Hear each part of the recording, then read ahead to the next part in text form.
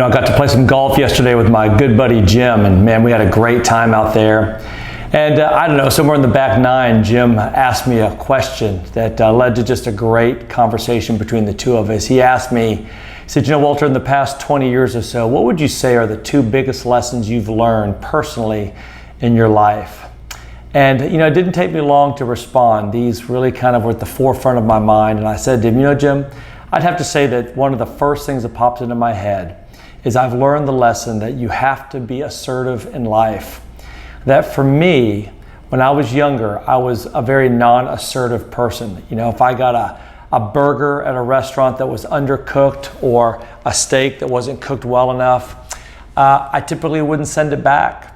If somebody did something or said something that I didn't like, I typically didn't speak up. I just kind of let it go.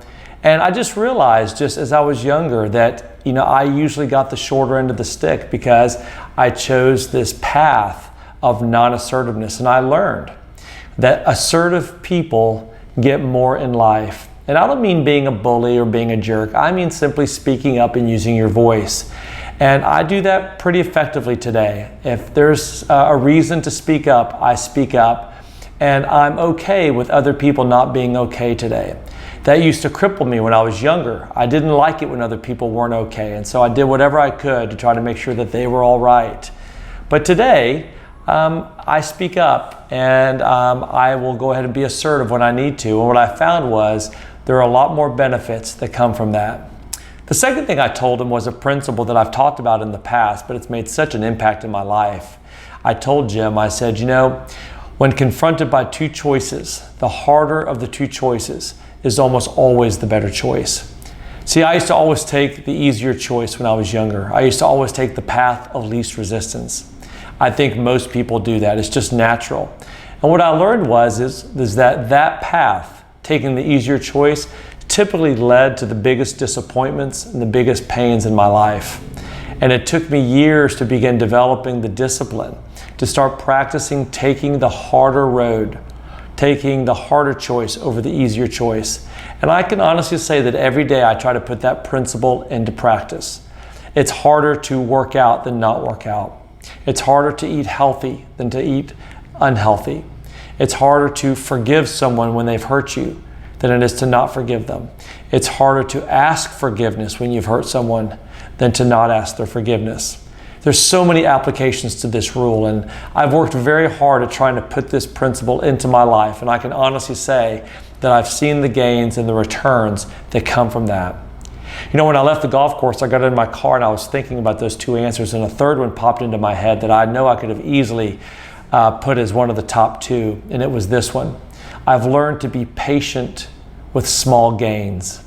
When I was younger, I was impatient with small gains. I wanted results right away. I wanted a quick return on what I did. And as a result of that, I would typically get bored with something or get tired of it or lose interest because I didn't see the return fast enough. What I learned was in life that most of the things that matter the most take time. And you've got to be patient with the small gains. It doesn't matter what area of life it is, you have to be patient with the small gains.